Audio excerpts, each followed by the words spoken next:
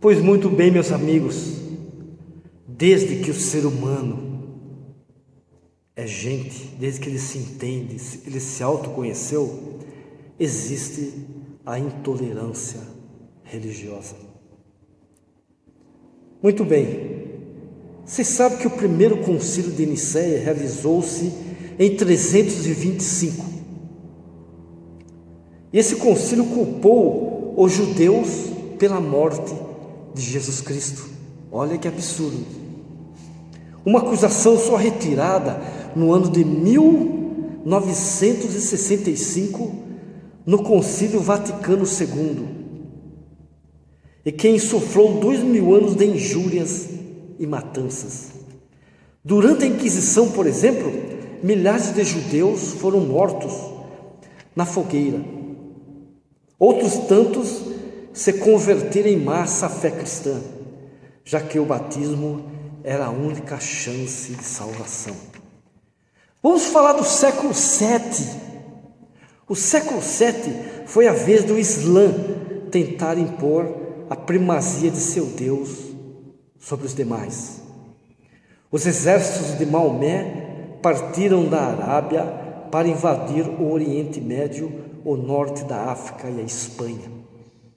O objetivo da expansão não era tanto econômico ou político, não era econômico ou político, como no imperialismo ocidental do século XIX, mas a conquista em nome da fé,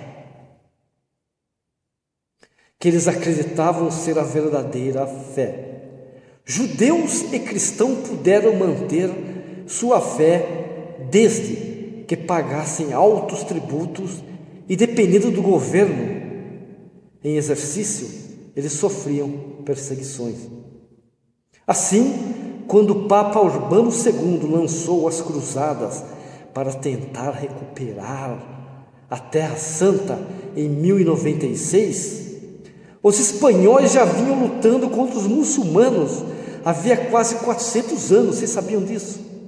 Quando foi lançadas as cruzadas, já faziam quase 400 anos que os espanhóis tentavam expulsar os muçulmanos de solo espanhol. Urbano, que é o Papa, prometeu apagar para sempre os pecados de quem embarcasse na empreitada, que fracassou depois de transformar Jerusalém em um cemitério a céu aberto. Você sabe que Raimundo de Aguiles era um cruzado. Ele ficou tão chocado com aquele cenário em Jerusalém que ele diz assim, ele escreveu assim: cabeças, mãos e pés se amontoavam nas ruas de Jerusalém. Que coisa!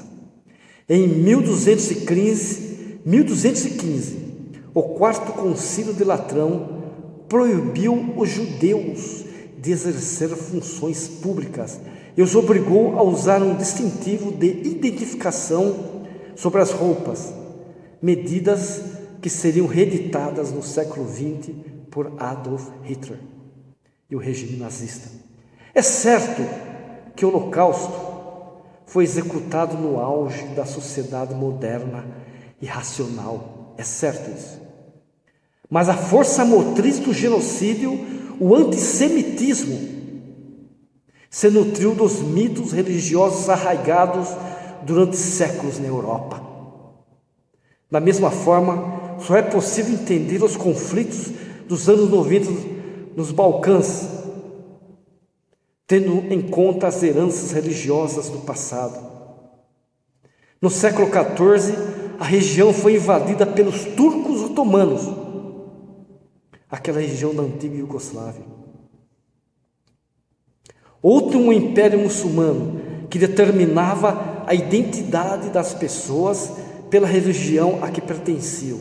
A maioria delas pôde continuar acreditando no Deus do cristianismo, sem os mesmos direitos dos fiéis, entre aspas. Muitos, no entanto, se converteram ao islamismo. E aí veio o problema. Os atuais bósnios, os bósnios são muçulmanos, descendem daqueles que se converteram durante a conquista turca. Para o sérvio, os sérvios veem os bósnios como traidores. Os sérvios são cristãos ortodoxos.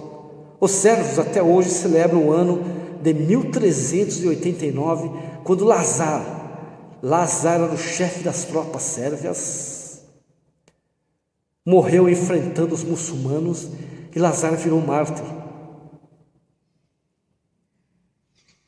O líder sérvio Slobodan Milošević invocou esse sacrifício em seus discursos de 1989, acendendo a chama dos confrontos que levariam a uma matança desenfreada.